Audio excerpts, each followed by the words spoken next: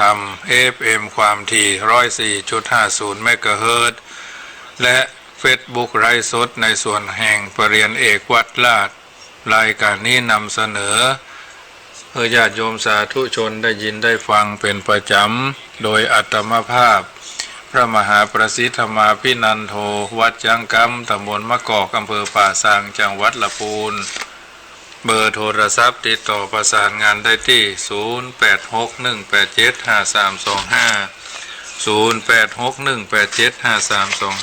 0861875325มือนี้สามารถติดต่อได้เมื่อมีธุระภาระอันจำเป็นเจ้าวันนี้สะดุ้งตื่นมึนตาขึ้นมาแล้วเอาท่านทั้งหลายก็ไปทำความ สะอาดร่างกายขจัดปัดเป่าสิ่งโสโครกปฏิกูลที่อยู่ในเนื้อในตัวขี้หูขี้ตาขี้เขี้ยวขี้ฟันให้เรียบร้อยไหวพระนบธรรมแต่ละบ้านแต่ละจองแต่ละหอแต่ละเฮือนแต่ละคนแต่ละท่านเป็นลำดับมาบางท่านก็ตื่นตั้งแต่ตี 3 ตี 4 ตี 4ปลายมาจูจอดรอดถึงตี 5โดยประมาณรายการธรรมรับอรุณภาคเจ้าดำเนินโดยอาตมาภาพเข้ากับผมจะได้น้อมนำเอาธรรมะสาระอัตถธรรมคำสอนในทางพระพุทธศาสนามาสาธยายมาสาธกมาเป็น สิ่งที่ดีที่งามมาเป็นประทีปส่องหนทางในการดำเนินชีวิตของเฮาท่านทั้งหลายเจ้าวันนี้ก็เป็นเจ้าวันโกนเป็นเจ้าวันจักรีเป็นวันจันทร์ที่6เดือนเมษายนเป็นวันจักรีแห่งบรมราชวงศ์รัชกาลที่1พระบาทสมเด็จพระเจ้าอยู่หัวพุทธยอดฟ้าจุฬาโลกรัชกาลที่2พระบาทสมเด็จพระพุทธเลิศราชนภาลัยรัชกาลที่3พระนั่งเกล้าเจ้าอยู่หัวรัชกาลที่4พระบาทสมเด็จพระจอมเกล้าเจ้าอยู่หัวรัชกาลที่5พระบาทสมเด็จพระจุลจอมเกล้าเจ้าอยู่หัวรัชกาลที่6พระปกเกล้าเจ้าอยู่หัวรัชกาลที่7ซึ่งเป็นพระเจ้าอยู่หัวทรงสละราชสมบัติให้หมู่เฮาเหล่าเจ้าข้าพระปกเกล้าเจ้าอยู่หัวรัชกาลที่6นี่พระมงกุฎเกล้าเจ้าอยู่หัวรัชกาลที่8พระบาทสมเด็จพระอนันทมหิดลรัชกาลที่9พระบาทสมเด็จพระภูมิพลมหาราชรัชกาลที่10พระวชิรเกล้าเจ้าอยู่หัว10ราชการที่เฮาท่านทั้งหลายได้ร่วมกันมาบางท่านก็ตั้งแต่ราชการที่6ที่7ที่8บางท่านก็ราชการที่7เป็นต้นมาอาตมาภาพนี้จำความได้ตั้งแต่ราชการที่9นี่แหละเพราะว่าเกิด07เนาะญาติโยมก็ถือว่าได้เปิ่งพระบรมโพธิสมภารได้ใจเหรียญสลึงเหลืองเหรียญ2สลึงเหรียญ50ตังค์เนาะเหรียญบาทใหญ่เหรียญบาทน้อยเหรียญ5เหลี่ยมเหรียญ5กลมนะแบงค์5แบงค์10แบงค์20ใหญ่แบงค์20น้อยเนาะแล้วแบงค์100เกี่ยวกับ เรือสุพรรณหงส์เนาะก็ได้ใจมาหลายสิ่งหลายอย่างแบงค์5แบงค์100สีก็งามสดใสสว่างกระจ่างตาเรียกแบงค์บาทเนี่ยเราได้หู้ได้หันได้เข้าใจได้นำมาเป็นข้อประพฤติปฏิบัติอาตมาภาพนี่ก๋วยเตี๋ยวถ้วยบาทเกิงหนังสือพิมพ์เล่มบาทเกิงรถจากลำพูนไปเชียงใหม่2 บาทเนี่ยบางกันก็บาทเกิงเนี่ยก็ถือว่าได้โอกาสร่วมด้วยช่วยกันทองบาท400แต่ปัจจุบันวันนี้เป็น2-3 หมื่นนะเพราะฉะนั้นแม่ก็ขายหมูพ่อก็เป็นกรรมกรได้อาศัยเข้าวัดมาตั้งแต่อายุ13 ปีเนาะจนขึ้นป.3 อันนี้ทุกคนต้องลำดับลำดาวิถีชีวิตตนตัวได้เป็นลำดับมาทุกคนไม่ใช่ว่าสบายกันนะไม่ใช่สบายกันตั้งแต่แรกน้ำท่วมลำพูนปี2516เนี่ยถือว่าเป็นน้ำท่วมใหญ่บ้านอาตมานี่เกิงฝาเฮือนนะได้นอนกันบนแปะบนคือบนแปะพุ่นนะอันนี้เป็นสิ่งที่เฮาท่านทั้งหลายอายุนักขึ้นย่อมจำลำดับลำดาเก็บจดพ่องอยู่กับครูบาอาจารย์เข้ามาเป็นขโยมวัดเนาะเฮียนตัวเมืองจะบวชจะเป๊กก็สอบสมณเณรสิกขาเนี่ยอันนี้ไม่ใช่ว่าเท่าแล้วเล่าความหั่นความนี้ให้ญาติโยมฟังนะมันเป็นลำดับลำดาที่เฮาฮู้แล้วกึดได้ต้องจดเลยญาติโยม สุจิปุริวินิมุตโตกะทังโสบันดิโตภเวอันเนี้ยเฮาท่านทั้งหลายสามารถลำดับลำดาวันพรุ่งนี้เป็นวันศีลเป็นวันพระแต่ก่อนนี้ปีใหม่นี่ดีใจเพราะจะได้ไปเอวปีใหม่เนาะนุ่งเตียวขาสั้นเหี้ยนะซื้อกางเกงซื้อรองเท้าใหม่เราไปเอวปีใหม่เสื้อหม้อห้อมเมืองนี่บางทีก็ลำพูนลำลึกวะเสื้อป่าซางลำลึกวะเสื้อนะไปซื้อพุ่นเชียงใหม่บุข้าวมันไก่นี่พุ่นกาดหลวงจันบนพุ่นห่อ15 บาทต่อนั้นนะก๋วยเตี๋ยวไปซื้อจิ้นหมูไปซื้อขี้เล็กพอกบอกไฟหรอ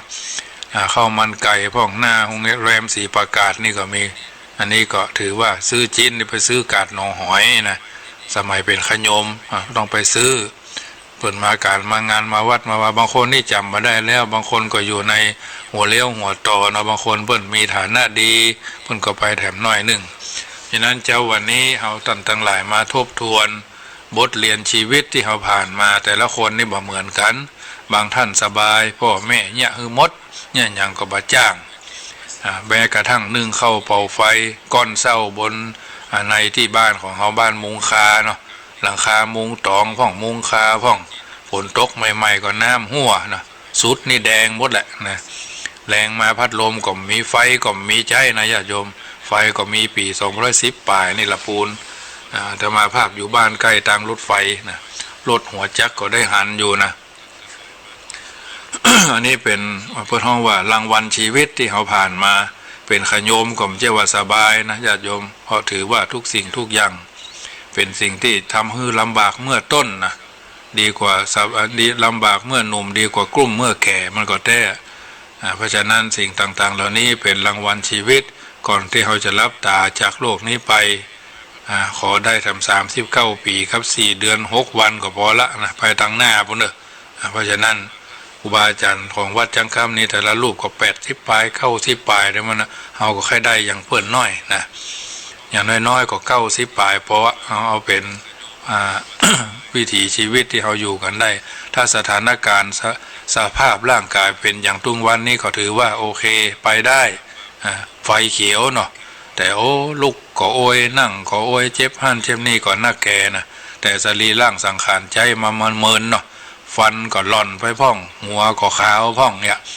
ผิวหน้าผิวตาผิวเนื้อผิวตัวก็ตกกระนะบางอย่างก็ราบลื่นดีบางอย่างก็คลุกคลักถือว่าเป็นรางวัลชีวิตทุกคนต้องคิดเหมือนกันหมดเป็นหม้อค้าแม่ค้านายขายมัวได้สตางค์นี่ขายม่วนเข้าแทบจะไม่อยากจะกินนะยิ่งช่วงนี้บางคนบางท่านเพิ่นก็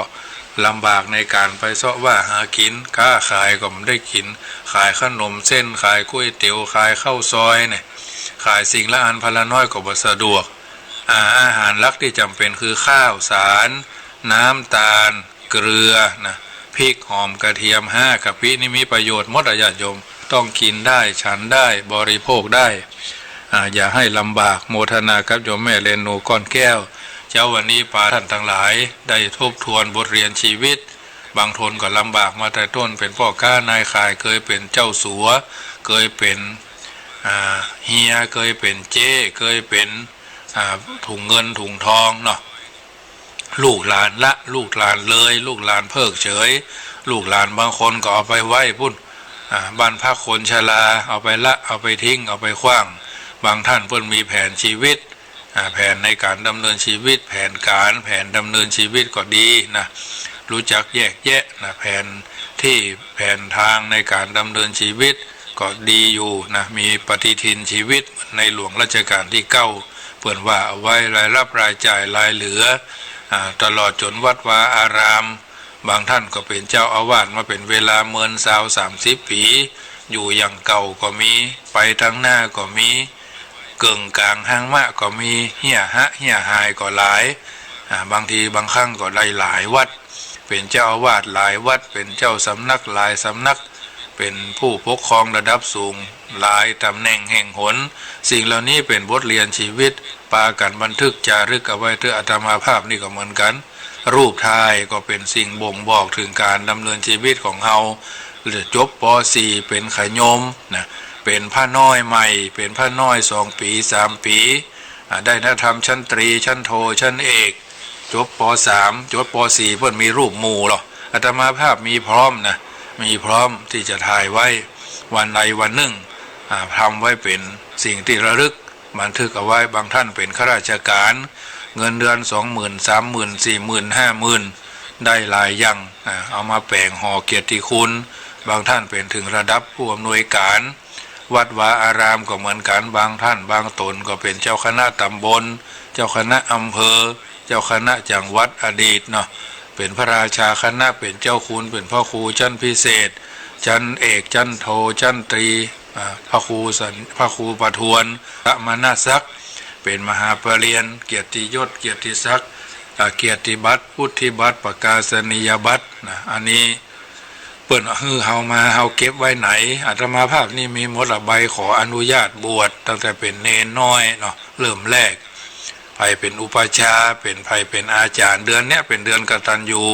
เปิดคือไปแสดงคารวะอปจายนามัยลูกเต้าเราหลานก็ไปหาพ่อหาแม่ลูกศิษยานุศิษย์ก็ไปหาครูบาอาจารย์นะของไผ่ของมันนะครูเก้าครูปลายครูตายครูยังอาจาริยะอาจาริยังเจ้าทั้งหลายเฮามีวันนี้ได้เฮาต้องนึกถึงวันนั้นพ่อแท้กาแม่แท้กาเพื่อนเอามาเลี้ยงกาคมเหงเต็งเต็กครูเอากากระโชกโหกหากเอากาข้ามแข่งก็เป็นม้าข้ามขาก็เป็นแมวข้ามเอวก็เป็นวอกข้ามหัวข้ามเก้าก็เป็นสัมภเวสีลูกน้องอยู่เปิ่งเจ้านายได้มาฝึกงาน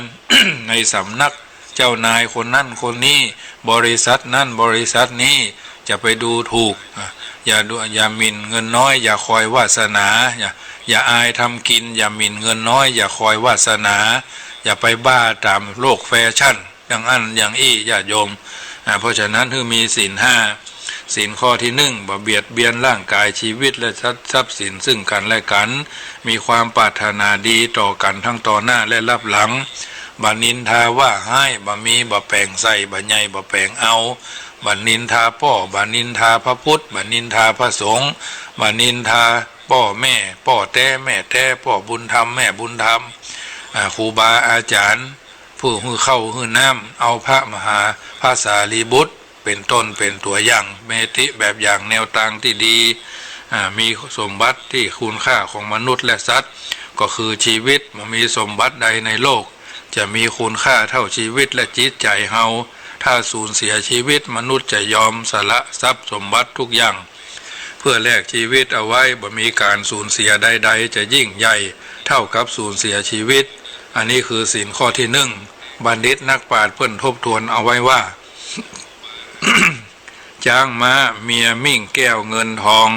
ตัวบ่ตายจักปองย่อมได้ชีวิตสิ่งเดียวของหายากใช่ประทีปเตียนใต้ดับแล้วจุดคืนนะจ้างม้ามิดเมียมิ่งแก้วนี่เสาะหาได้ญาติโยมแต่ชีวิตนี่เขาแต่ว่าตายไปแล้ววันนี้เอาคืนมาได้ญาติโยมไปแล้วก็ไปเลยโลกนี้อยู่เพื่อจะไปโลกหน้าไปเพื่อจะอยู่มีทรัพย์สินเงินทองก็จะไปจิจะไปตรณีจะไปทีเหนียวระวังแก้วมาแซงนะแก้วมาลูนนี่มันเป็นอย่างนะแก้วมาแซงมันแห้งกว่า แก้วมาลูนนี่เขาถึงหู้มันถึงมาทีหลังแต่แก้วมาแซงแม่50 เมตรสุดท้ายเหมือนนักวิ่งปรื๊ดมาตัวตลอดมันลุกไหนมา50 เมตรสุดท้ายกล้าขายก็เหมือนกันขายครัวในอากาศในรีช่วงนี้นี่ก็ดักเงียบนะประกาศคอร์ฟิล4 ทุ่ม 22 นาฬิกาถึงตี 4อาตมาภาพนี่แถวเนี่ยได้ยินรถบึ้นตั้งแต่เจ้าแล้วนะอาตมาภาพสะดุ้งตื่นตี 3 กึ่งไม่ใช่ว่าเครียดเข่งเนี่ยนะมันสะดุ้งตื่นนะอันตัวปวดนักปวดเบามันถึงมาหรอจกจิกจุดจิตนะพอดีก็ลุกขึ้นมานั่งเดินในห้องเขาเนี่ยเดินหนอนั่งหนอลุกหนอสะดุ้งตื่นหนอเนาะคิดหนออันอย่างสัปปะเรียบร้อยก็ได้ยินหมาเห่าทั้งคอกงัวคอกควายก็เอาไปฉายไปส่องพอก็หันมาอยู่แต่มูนั่นก็นึกว่ามันไปทะเลาะวิวาทกับงัวกับควายที่จริงมันมีอย่างมันไปอยู่ใกล้ๆกันนะมาครับหมาสัตว์เดรัจฉานเนาะมันก็เล่นไปแล้วนะก็เลยจุจอบมันเข้ามาเหี่ยก็แล้วเรียบร้อยฉันน้ำอุ่นน้ำฮ้อนเรียบร้อยก็มาไหว้พระสวดมนต์เรียบร้อยส่วนตัว บัดนี้ก็มามาจามาทักทายญาติโยมที่อยู่ต่างบ้านอาจจะสะดุ้งตื่นมื่นตามาแล้วเนาะสัพเพเหระวาระวาทะคำคมพระมหาปรริญญาบ้านนอกตนหนึ่งที่ได้ได้จาคือญาติโยมได้ฟังเป็นคนจับแล้วก็จำแล้วเอามาจดนะสุจิปุรินั่นแหละเพราะฉะนั้นศีลข้อที่หนึ่งศีลข้อที่สองบัลลักเล็กขโมยน้อยถือเอาของที่เจ้าของไม่ได้อนุญาตศีลข้อที่สามบัพพฤติผิดในกามคือความใคร่ได้ใคร่มีใคร่เป็นเกินขอบเขตเกินคู่ครองหักกันแล้วแม่บ่ได้อยู่ด้วยกันก็บ่เป็นหยังเขาอาจจะอยู่ต่างที่ต่างแต่เขาบ่ได้ต่างจิตต่างใจฮือกำลังใจกันเนาะบางทีคนในครอบครัวอาจจะบ่ฮือกำลังใจกันคนที่เป็นเพื่อนใกล้ชิดสนิทสนมกันสมัยเฮียนกะสมัยบ่ได้อยู่ด้วยกันกะสมัยทำงานกะรู้จักกันทักทายกันมาอาตมาภาพมีความคิดอย่างหนึ่งว่าคนนั้นเป็นคนดีก็ถือว่าใจได้บ่ต้องไปลูบไปความไปเสาะหาหั่นหานี่นะไปเสาะหาเรื่องวุ่นวายนะเขาจะเป็นคนดีตอนหน้าก็ขอให้เป็นคนดีแต่เขาจะเป็นคนดีเฮาถือว่าเขาดีใช่เลยคนนี้ใช่เลยก็พอละบ่ต้องไปความหาหั่นหานี่ไม่ใช่เรื่องของเฮาบ่ต้องไปควักขี้หูถามหาคิดจะฮักคิดจะชอบคิดจะมีความใกล้ชิดสนิทสนมเฮาถือว่าเฮาดีก็พอละเฮาบดีในสายตาเขาก็จังมันเตอะว่าเงาก็จังเตอะว่าเสอะก็จังเขานะศีลธรรมกรรมฐานในใจของเฮาบ่ไหววันเซิงบ่เซิงบ่เนิ่งเฮาอายุ50 ปีเฮานับขึ้น51 ปีเฮานับลงแล้วญาติโยมเราอ่อนรุ่นใหม่มันถึงไปตามเฮาแหละเฮาต้องไปตามของเฮาบ่ต้องไปสนใจใยดีอันอย่างมากมายบางอย่างปลดปลงปลดปล่อยแล้วก็ปล่อยวาง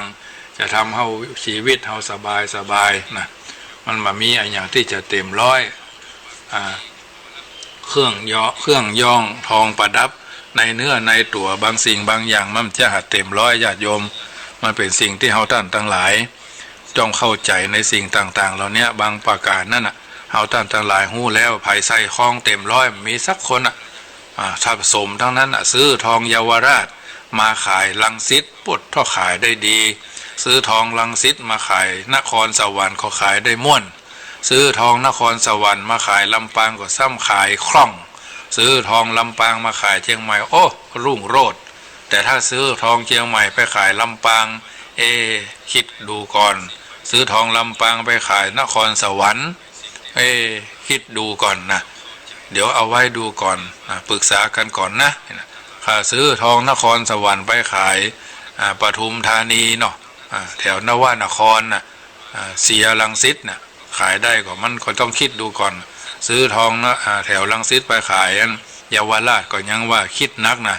เพราะฉะนั้นบางอย่างมันย้อนสอนไม่ได้ตำรวจจะจับถูกปรับถูกใบเตือนนี่ต้องยึดใบขับขี่นะอันนี้เช่นเดียวกันเราก็ต้องไปตามลำดับอันนี้ประพฤติผิดในกามคือความใคร่ได้ใคร่มีนี่หญิงชายจะไร้เพศถ้าปฏิเสธศีลธรรมศีลเป็นเรื่องปกติถามว่าสุภาพสตรีกับสุภาพบุรุษมีความปฏิสัมพันธ์กันถามว่าผิดศีลหรือผิดธรรมมันอาจจะผิดปกติคือศีลเพราะบุคคลทั้งสองมีเจ้าภาพมีเจ้าภาพมีเจ้าของผู้หญิงอาจจะมีพ่อแม่ผู้ชายอาจจะมีพ่อแม่แต่เขาไม่ผิดธรรมชาติเพราะธรรมชาติสัตว์เดรัจฉานหรือสัตว์ประเสริฐย่อมไปมาหาสู่ย่อมสมสู่กันเป็นธรรมดาคือตัวผู้กับตัวแม่เนาะขนาดเกสรดอกไม้ตัวผู้มันยังผสมเกสรตัวแม่เพิ่งแมงผู้ยังไปเสาะหาหั่นหานี่มานี่มันเป็นเรื่องธรรมดาสัจจะต่อกันเขามีความสัจจะเขาก็สบายใจสัจจะจริงสัจจะจังสัจจะแท้นะไม่ใช่จะจังนะมีความฮักกันเขามีความเคารพกันไม่ต้องไปสนใจเรื่องที่มันไม่ใช่เรื่องนะมันนักใจมันมูจักกับฉันใหม่ๆมันเป็นคนใหญ่มันเป็นมีเมียมาสมัยแล้วมันมีเมียมาก่อนกันมันมีผัวมาก่อนนะมันเป็นเรื่องของเขาจะไปสวามหาอย่างเขาซื้อของซื้อผ้าเขายังเสาะผ้าละเอียดผ้าใดที่มันบละเอียดเขาก็บ่ต้องไปซื้อกะสีบถูกใจเขาก็บ่ซื้อของกินกับมันกันเขาพอแล้วแกงนี่มันมีจีนหลายก็ว่ามีดูกหลาย มีพักที่เขาต้องการหลายกาแฟก็เหมือนกันบางยี่ห้อเอสเปรสโซ่เนาะตลอดจนยินอื่นยี่ห้อยินอื่นอารามิก้าก็คาปูชิโน่ก็มันกินแล้วมันบางร้านนี่กินเตื้อเดียวโอ้มันต้องไปบอกเนี่ยมันมาเหมือนกันนะญาติโยมทำกับข้าวกับปลาก็เหมือนกันนะบางร้านเค็มเนี่ยบางร้านพูดท่าหวานเนี่ยบางร้านก็เผ็ดเนี่ยบางร้านก็มันเนี่ยญาติโยมมันเป็นเรื่องธรรมชาติธรรมดาแต่เฮาหาหู้ไม่ว่าถ้าเฮาทำจ้างบางอย่างนี่มันบ่ถูกใจแต่มันถูกตาแต่มันบ่ถูกปากทำแล้วนะมันจะฮื้อสมดุลกันทั่วๆไปคงเป็นไปบ่ได้นะเป็นไปบ่ได้ถนนทุกเส้นนะมันต้องคลุกคลักอย่างถนนสายทักษิณนะถนนละปูนเชียงใหม่สายข้างทางรถไฟปวดท่อใหม่ๆนี่ขับม่อนลื่นดีนะบ่เดียวนี่โอ้ช่งช่างจะเอาขึ้นสูงลงต่ำเพราะมันใจนักรถใจนักโดยมันก็สุดโทรมไปตามกาลเวลาถนนละปูนเชียงใหม่ตั้งแต่แยกดอยติไปจนกระทั่งถึงหนองประทีปยิงไปเรื่อยๆถ้าเอาคนนักคนหลายเขาก็ไปเส้นนี้ซ้ายก็ระวังโดยขับรถระวังคนใช้ถนนระวังรถอย่าบอกว่าขับรถระวังคนเนี่ยใช้ถนนระวังรถบางคนในสักแต่ว่าขับได้ถอยไม่ได้นะบางทีซ้ายก็พอขวาก็พอบางทีบนห้องแยกวัดใจแต่ละที่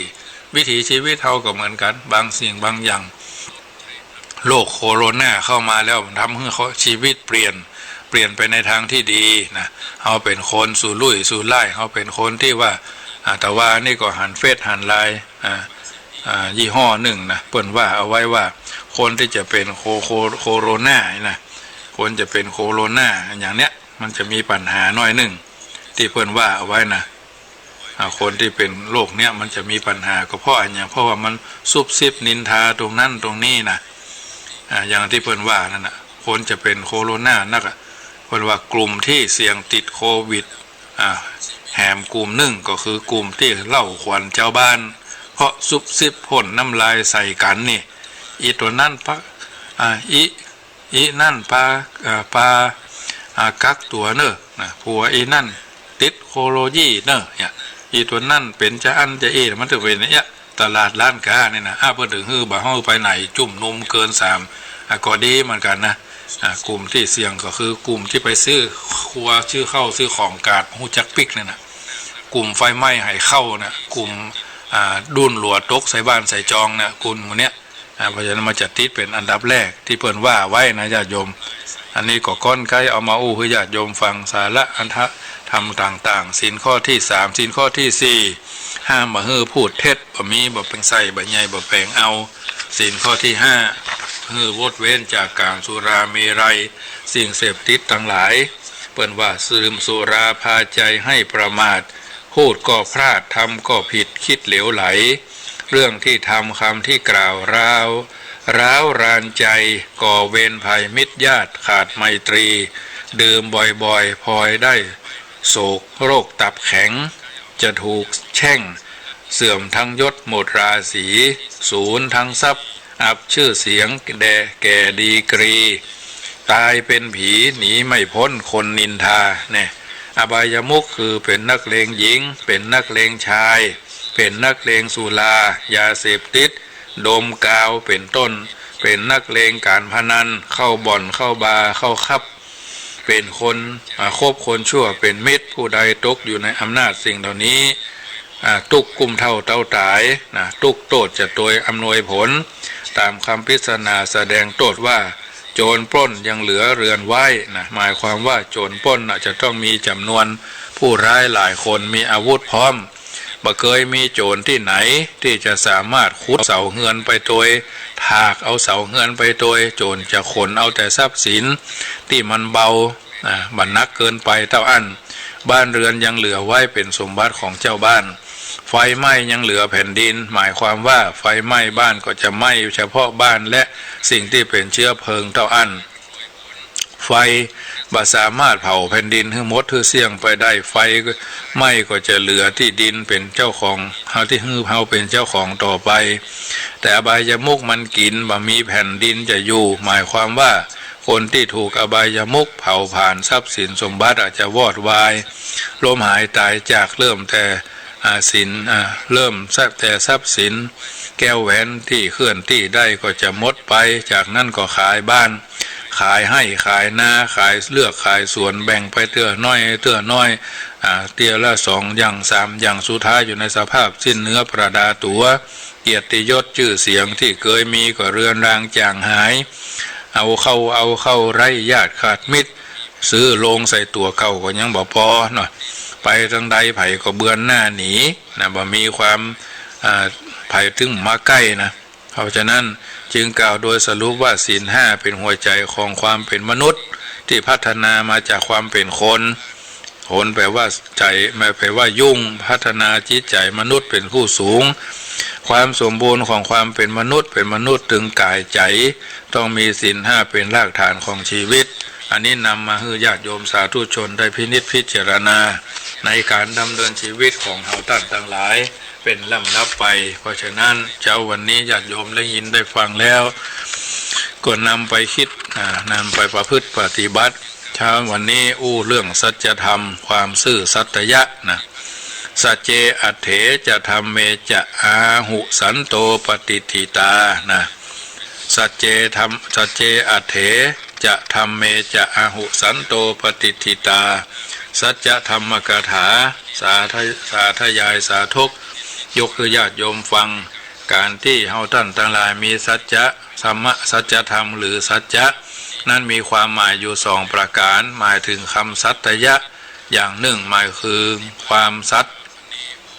คำสัตความสัตอย่างอย่างหนึ่งในที่นี้จะขออธิบายสัจจะในความหมายของคำว่าของความสัตอันว่าความสัตนั้นคือความจริงสิ่งที่มีอยู่สิ่งที่เป็นจริงความสัตนี้เป็นคุณธรรมสำหรับสุจริตชนคนดีทั้งหลายบ่ได้มีให้คนเด่นบ่ได้มีให้คนดังมีไว้สำหรับคนดีย่อมยึดมั่นอยู่ในความสัตย์จักทำอย่างก็ทำแต่ทำจริงทำจังทำแท้พูดจริงพูดจังพูดแท้คิดดีคิดจริงคิดจังคิดแท้นะทำพูดคิดตรงและแน่วแน่ไม่วอกแวกเฉยออกนอกรูนอกทางดังนั้นคนดีจึงจะได้รับความสำเร็จสมหวังบ่ยากนักเพราะมีอัธยาศัยนักอยู่ในสัจจะความสัตย์ดังพระวังคีสะเถระพระสาวกของพระพุทธเจ้า ได้แสดงทำไว้ตอนหนึ่งว่าตอนหนึ่งไว้ในปรากฏอยู่ในขุททกนิกายสุตตนิบาตที่ได้ยกขึ้นมาไว้ว่าสัจเจอัตเถจะธรรมเมจะเป็นต้นนี้ซึ่งแปลความภาษาไทยได้ว่าสัตบุรุษทั้งหลายเป็นผู้ตั้งมั่นแล้วในความสัตย์ที่เป็นอัตและเป็นธรรมคำว่าสัตบุรุษในข้อธรรมนี้หมายถึงคนดีคือคนที่เป็นสัมมาทิฏฐิเป็นความคิดเห็นที่ถูกต้องเป็นคนดีที่น่านับถือมีคุณธรรมประพฤติปฏิบัติตนอยู่ในศีลธรรมคนดีลักษณะนี้จะมั่นคงอยู่ในความสัตย์คือความจริงมีความซื่อตรงมีความแท้แน่นอนอันความสัตย์ที่นับถือว่าดีแท้แน่นอนนั้นย่อมประกอบด้วยลักษณะเด่น2ประการเป็นอัตและเป็นธรรมความสัตย์ที่เป็นอัตถะนั่นก็คือเป็นประโยชน์อำนวยผลได้รับความสะดวกสบายความสุขสร้างสรรค์ความสำเร็จที่เกิดขึ้นคนดีตั้งอยู่ในความสัตย์สัตย์แท้แนวนี้ก็คือคนมีจิตใจงดงามเสียสละบำเพ็ญประโยชน์แก่ผู้อื่นและสังคมโดยแบ่งปันผลประโยชน์ส่วนตัวแก่ผู้อื่นตามเหตุการณ์จังหวะเวลาและความต้องการ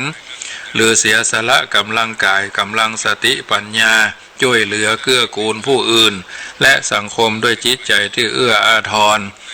เช่นเป็นอาสาสมัครเป็นแพทย์อาสาเป็นหมอเป็นแพทย์เป็นพยาบาลช่วงนี้ก็ต้องทำตัวเพื่อเป็นประโยชน์มากนะน่าหันใจความสัตย์ที่เป็นธรรมก็คือความถูกต้องไม่ผิดศีลไม่ผิดธรรมไม่ผิดกฎหมายไม่ผิดระเบียบประเพณีเป็นไปตามคันลองครองธรรมเป็นที่ยอมรับกันโดยทั่วไปคนดีที่ตั้งอยู่ในความสัตย์แน่วแน่นี้ก็คือคนที่รักความถูกต้องทำแต่สิ่งที่ถูกต้องมีความยุติธรรมมีความเที่ยงธรรมป ปฏิบัติตนอยู่ในกรอบความดีความงามยึดมั่นอยู่ในกฎหมายกฎระเบียบแบบแผนไม่หลบเลี่ยงเกี่ยงกฎหมายไม่เห็นประโยชน์ส่วนตัวอาศัยช่องโหว่ของกฎหมายหาผลประโยชน์ใส่ตัวหันแก่ตัวจะเรือบะเรือแผ่วตัวพุ่นนะคนที่ตั้งอยู่ในความสัตย์ที่เป็นอัตและเป็นธรรมทำพูดคิดอะไรก็เป็นประโยชน์และถูกต้องเช่นนี้เพราะเหตุฉะนั้นคนที่ปฏิบัติได้เช่นนี้จึงนับว่าเป็นคนดีโดยแท้ในทางพระพุทธศาสนาเน้นคนดีนะเน้นคนดีไม่ได้เน้นคนดังและไม่ได้เน้นคนเด่นคนที่มั่นคงอยู่ในสัจจะความสัตย์นั้นจัดว่าเป็นคนมีเกียรติย่อมได้รับเกียรติคือคนมีชื่อเสียงเกียรติคุณมีผู้คนยกย่องสรรเสริญสมดังสมเด็จพระผู้มีพระภาคเจ้าตรัสว่าสัจเจนะกิตติงปปโปติคนเราย่อมได้รับเกียรติเพราะมีสัจจะคือความสัตย์ผู้ตั้งมั่นอยู่ในความสัตย์ในแน่วแน่นั้นจะมีลักษณะเด่นเห็นประจักษ์2ประการจริงใจจริงจังจริงใจก็คือบริสุทธิ์ใจสุจริตใจฮักแบบจริงใจบริสุทธิ์ใจเคารพแบบบริสุทธิ์ใจสุจริตใจนับถือแบบบริสุทธิ์ใจสุจริตใจทั้งต่อหน้าก็บริสุทธิ์ใจทั้งรับหลังก็สุจริตใจรับก็เป็นสุขตื่นก็เป็นสุขจะนั่งจะนอนจะยืนจะเที่ยวจะเกี้ยวจะกินจะกืนก็บริสุทธิ์ใจจริงใจซื่อสัตย์ซื่อตรงแน่วแน่บ่ใช่ว่าซื่อจนเซ่อบ่ใช่ว่าบ่ฮู้เรื่องบ่ฮู้ราวนะคนที่มีความจริงใจแม้เขาจะเป็นคนซื่อคนเซ่อแต่ก็ซื่อบริสุทธิ์สุจริตใจแท้ๆหาได้ยากเช่นพ่อแม่เฮาเนี่ยแม้เฮาจะจุจะหลอกจะหลอกลวงด้วยประการและจังใดจุว่าจะเอาไปซื้อหั่นจุว่าจะเอาไปซื้อนี่อย่าจุว่าจะไปหาเพื่อนจุว่าจะไปกินวันเกิดของเพื่อนรักแท้ไปเสาะกินกับเจ้ามูนี่มีความจริงใจต่อทุกสิ่งทุกอย่างพ่อแม่ครูบาอาจารย์พระพุทธพระธรรมพระสงฆ์นี่นะจริงใจต่อธรรมจริงใจต่อบุคคลจริงใจต่อหน้าที่จริงใจต่อสังคมจริงใจต่อสิ่งแวดล้อมอาตมาภาพจัดรายการวิทยุก็จริงใจต่อญาติโยมก็จริงใจต่อธรรมะมาต้องมาจริงใจต่ออาตมาเพราะอาตมาภาพต้องมรณภาพไปตามกาลสมัยเมื่อสมควรแก่เวลาแต่ความจริงคือมันถูกและความถูกต้อง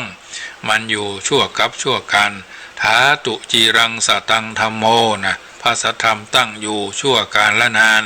แม้แต่องค์สมเด็จพระบรมศาสดาจารย์ไม่ได้ตัดเอาไว้ไม่ได้แยกแยะให้เราเข้าใจธรรมะคำสอนของพระพุทธเจ้าก็ยังอยู่ยืนยงคงคู่ชาติประเทศและสังคมตลอดไปคนที่จริงใจต่อธรรมจะตั้งใจทำดีจะตั้งใจละเว้นบ่ทำความชั่วตั้งใจฝึกฝนตนเองอยู่ตลอดเวลาเป็นคนบ่อ่อนแอเป็นคนบ่เป็นโลกแง่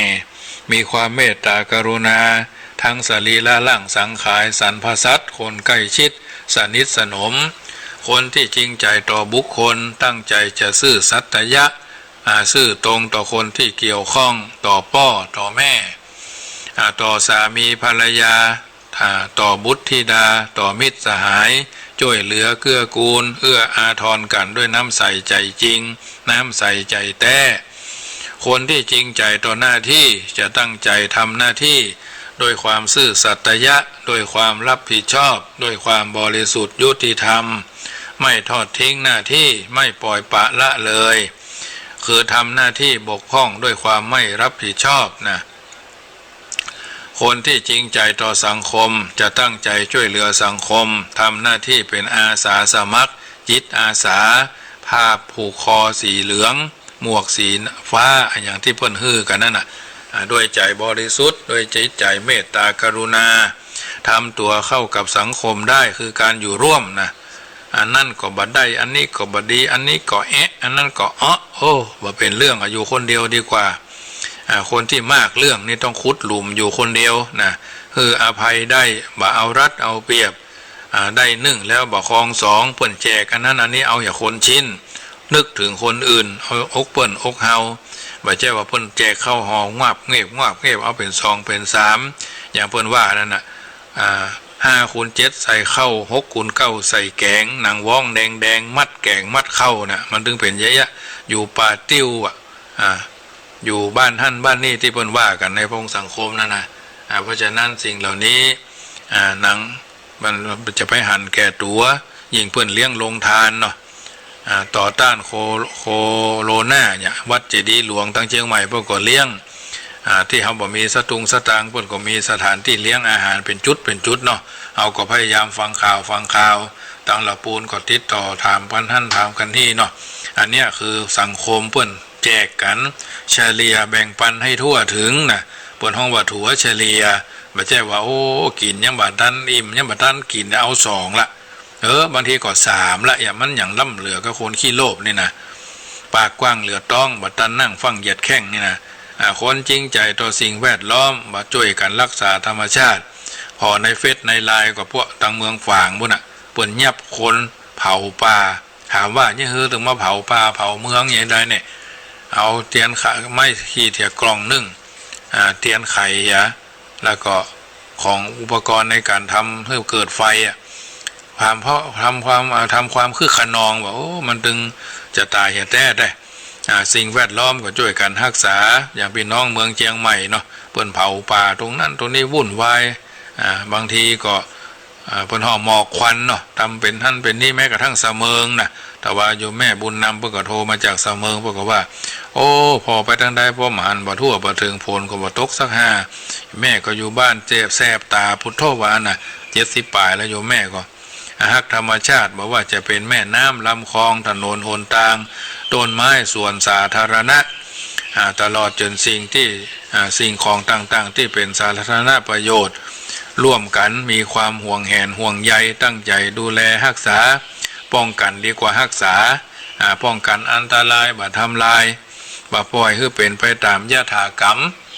รวมความก็คือว่าคนที่มีความตั้งใจจะทำดีได้ดังนี้ชื่อว่ามีความจริงใจเกิดขึ้นจากใจที่มีความซื่อสัตยะและมีความซื่อตรงใจซื่อสัตย์และซื่อตรงเป็นพื้นฐานที่มั่นคงจะสนับสนุนคือเกิดความจริงใจได้แน่นอนเมื่อจริงใจต่อสิ่งใดก็จะฮักสิ่งนั้นผูกใจอยู่กับสิ่งนั้นเมื่อฮักผูกใจผู้อยู่กับสิ่งใดก็เป็นเหตุให้มีความจริงจังกับสิ่งนั้นต่อตัวมาจริงจังก็คือแน่วแน่มั่นคงบ่โอนเอ็นกลับไปกลับมานะตะลบตะแลงนะมุ่งมั่นกล้าหาญคนที่มีความจริงใจเป็นพื้นฐานเบื้องต้นก็จะต่อยอดด้วยการทำอย่างจริงจังจริงใจจริงจังแล้วก็จริงแท้โดยบ่ย่นย่อบ่ท้อแท้ท้อได้ใจอย่าถอยถ้าจะถอยก็ขอให้ถอยป้ายแดงนะสรุปแล้วคนดีทั้งหลายเป็นผู้ตั้งมั่นอยู่ในความสัตยะเป็นอัตถะคือเป็นประโยชน์และเป็นธรรมคือความถูกต้องชอบธรรมโดยปฏิบัติบริหารการจัดการภาระต่างๆด้วยความจริงใจด้วยความจริงจังสร้างสรรค์สิ่งที่เป็นประโยชน์เกิดแก่ผู้อื่นอย่างต่อเนื่องมีตัวอย่างหันโดยตั้งแต่อดีตจนถึงปัจจุบันคนที่มีลักษณะแบบนี้และได้ปฏิบัติเช่นนี้จัดว่าเป็นคนดีแท้ตรงกันข้ามผู้ใดแม้จะยกย่องกันว่าเป็นคนดีตามรูปแบบที่กำหนดในวงสังคมพอหรือแม้จะมีความจริงใจมีความจริงจังต่อการกระทำแต่ผู้นั้นขาดคุณลักษณะสำคัญคือขาดความสัตยะมีการกระทำที่บ่เป็นประโยชน์ต่อผู้อื่นต่อสังคมโดยภาพรวมการกระทำนั้นขาดความถูกต้องชอบธรรมสร้างปัญหาสร้างความเดือดร้อนให้เกิดแก่ผู้อื่นโดยบ่ถูกต้องบ่ชอบธรรมผู้นั้นก็บ่อาจจะนับว่าเป็นคนดีโดยชอบธรรมตามความเป็นจริงได้เมื่อเป็นอย่างนี้ก็บ่อาจจะได้รับการยกย่องสรรเสริญได้รับยอมรับจากคนอื่นโดยทั่วไปและบ่อาจจะเป็นที่ฮักเป็นที่เคารพนับถือที่เฮาท่านทั้งหลายทราบ ยกตัวอย่างในพระบาทสมเด็จพระปรมินทรมหาภูมิพลอดุลยเดชบรมนาถบพิตรผู้ทรงพระคุณอันประเสริฐพระองค์ท่านเป็นตัวอย่างเป็นประกอบไปด้วยพระสัจธรรมนี้อย่างลึกซึ้งทรงตั้งมั่นอยู่ในพระคุณธรรมข้อนี้ตลอดพระชนมายุเขาท่านตลายก็ทราบ4,000โครงการทรงยืนยัดอยู่กับความบำเพ็ญพระราชกรณียกิจน้อยใหญ่อย่างมั่นคงตลอดระยะเวลายาวนานอาตมาภาพหยิบยกอัญเชิญเอาในพระบาทสมเด็จพระเจ้าอยู่หัวในหลวงรัชกาลที่9เพราะเอาเกิดในรัชกาลพระองค์ท่านทรงสร้างสรรค์โครงการหลายอย่างหลายประการเอาท่านทั้งหลายก็ทราบดีด้วยสายตาเจ้าโลกและชาวไทยภูมิใจในการที่เกิดมาเป็นเปิ้งพระบรมโพธิสมภารสมัยพระองค์ท่านก็แสดงความจงรักภักดีเกิดมาอยู่ใต้พระล่มพระบารมีของพระองค์วันนี้เป็นวันจักรีบรมราชวงศ์ตัวผู้ดำรงมั่นคงอยู่ในสัจธรรมเป็นประโยชน์ที่ถูกต้องถือเป็นตัวอย่างที่ใกล้ชิดอย่างแน่นอนบัดนี้แม้พระบรมบพิตรพระราชสมภารพระองค์ผู้ทรงพระคุณอันประเสริฐล้นเก้าล้นกระหม่อมพระองค์นั้นจะเสด็จสู่สวรรคาลัยแล้วแต่พระราชคุณูปการอันหาค่าบ่ได้ทรงสร้างสรรค์ไว้ยังดำรงอยู่เพื่อให้ประสบนิกรชาวไทยทุกหมู่เหล่าสืบสานต่อหรือปรับเปลี่ยนให้เหมาะสมแก่กาลสมัยได้ประโยชน์ตามเจตนาปรารภให้นักขึ้นข้อสำคัญอยู่ที่เมื่อทุกคนต่างยอมรับศาสตร์พระราชาประการต่างๆไว้เหนือเกล้าเหนือกระหม่อมกันลำดับมาทั้งเป็นราชการเปิ้งต่างพระเนตรพระกันต่างพร้อมใจกันเอาใจเงินพระเจ้าอยู่หัวมาโดยตลอดจักดำเนินตามรอยพระยุคลบาทจนกว่าชีวิตจะหาไม่อันนี้เป็นจุดเริ่มต้นที่สำคัญแต่หากหากได้แต่อ้างว่าด้วยวาจาเมื่อกาลเวลาผ่านไปก็จะเลือนลางห่างหายจากความทรงจำเกิดประโยชน์อันใดงอกเงยขึ้นมาแม้ระดับวัดก็เหมือนกันแต่ละวัดมีการได้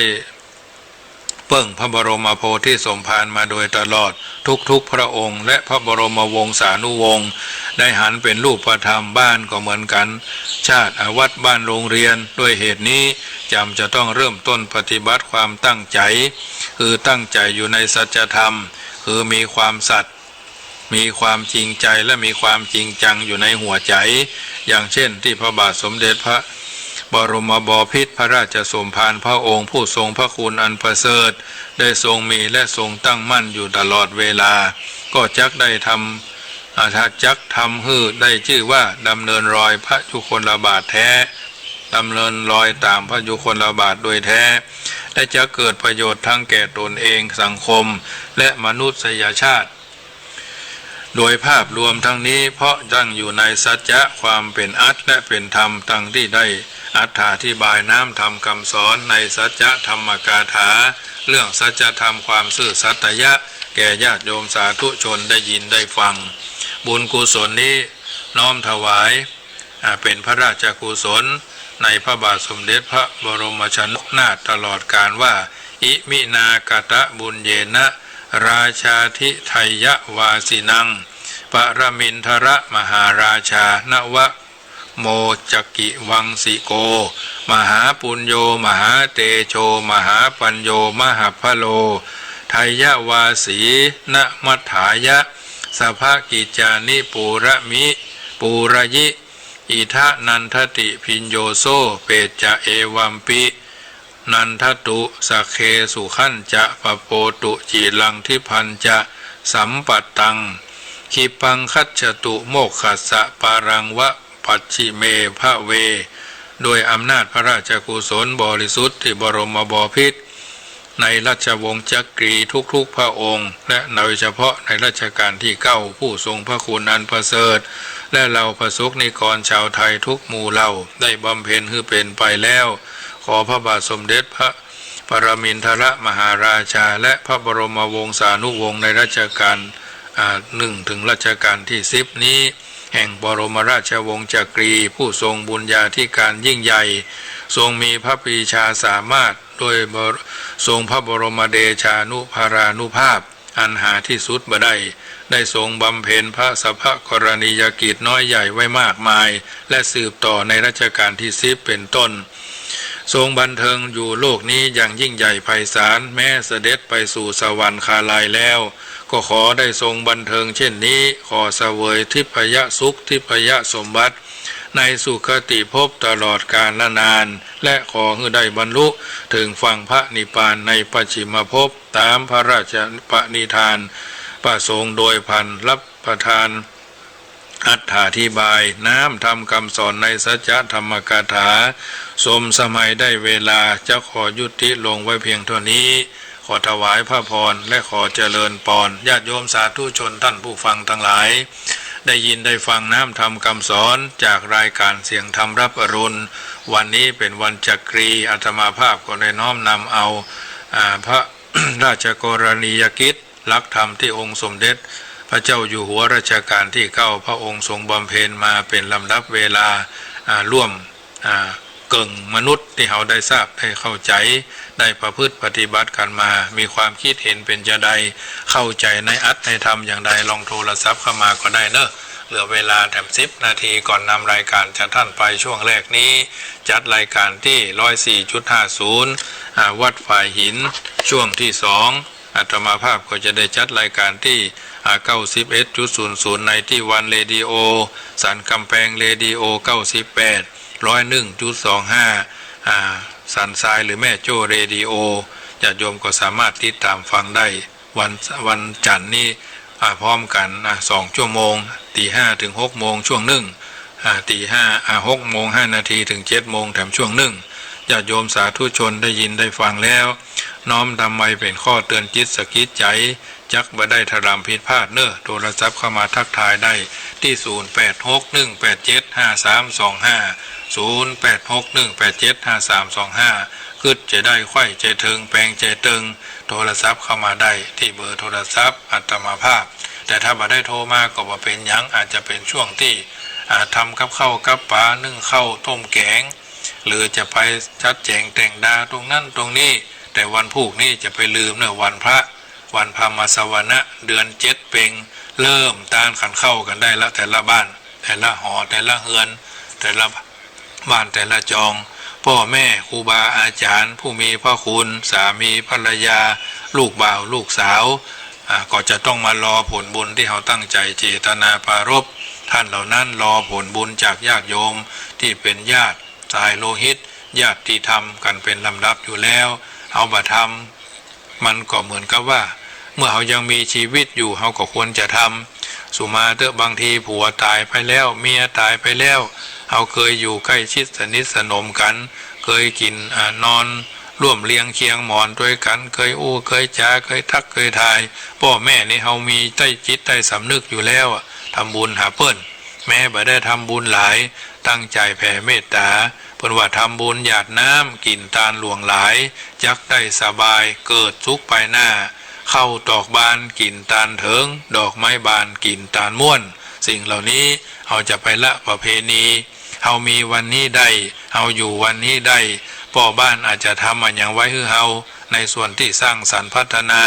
แม่บ้านอาจจะเหลืออย่างเอาไว้เฮาได้สร้างเสริมเพิ่มเติมต่อพ่อแม่อาจจะทิ้งมรดกสมบัติอันสำคัญเล็กๆน้อยๆอย่างน้อยๆก็ละเฮาเป็นนอเนื้อเชื้อไขของเพิ่นกตัญญูกตเวทิตาคนที่มีความกตัญญูต่อคนต่อสัตว์ต่อสิ่งของต่อหน้าที่การงานเป็นคนดีเลิศประเสริฐศรี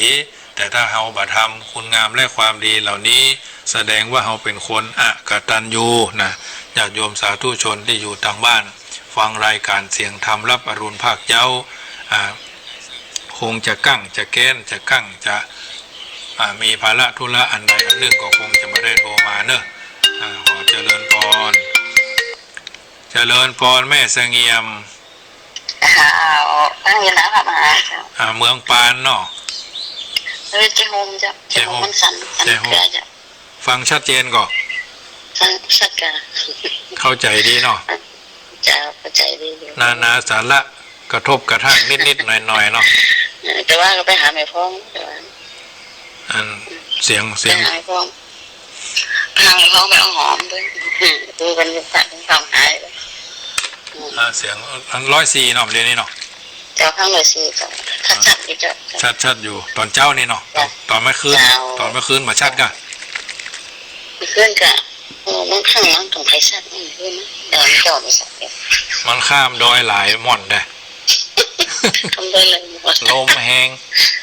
ลมดอยนั่นแห้งลมนี่สงบเนาะ คนตกก็ได้คนจ้ะ บ่มีแม่เอ้ยแต่แถววัดอาตมานี่มันเป็นใช้น้ำบ่อบาดาลก็ว่าใบไม้พืชไม้ใบหญ้าก็เขียวอยู่ตกก่อนที่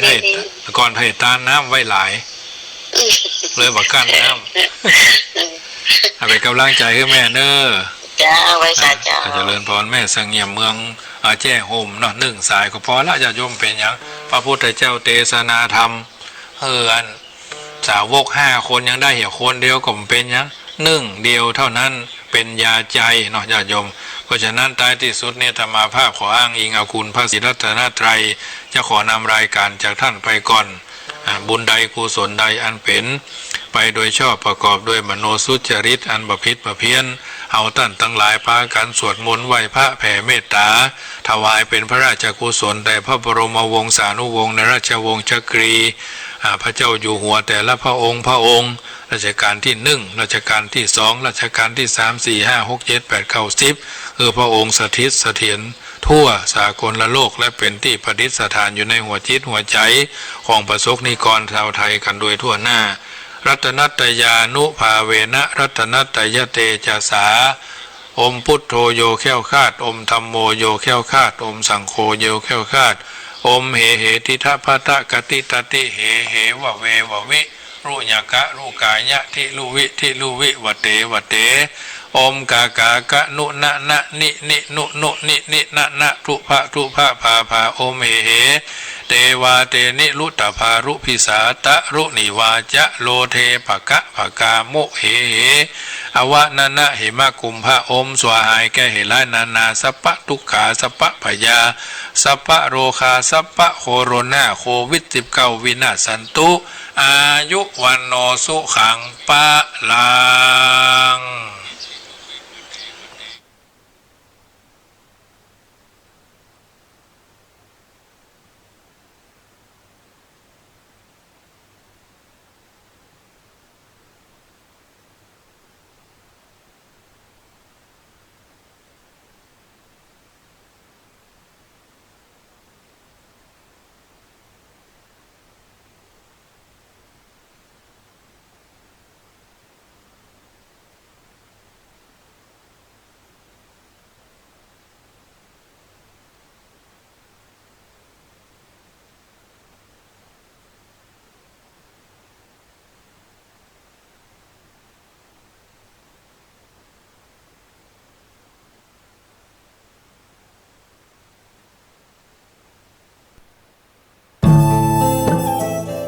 ท่านกำลังติดตามรับฟังสถานีวิทยุกระจายเสียงพระพุทธศาสนาแห่งชาติและสังคมคลื่นเพื่อการศึกษาพระพุทธศาสนาและวัฒนธรรมระบบ FM 104.5 เมกะเฮิรตซ์รายการต่อไปเป็นรายการมรดกธรรมกำเมืองดำเนินรายการโดยพระครูวิสิทธิ์ศรีลาภรณ์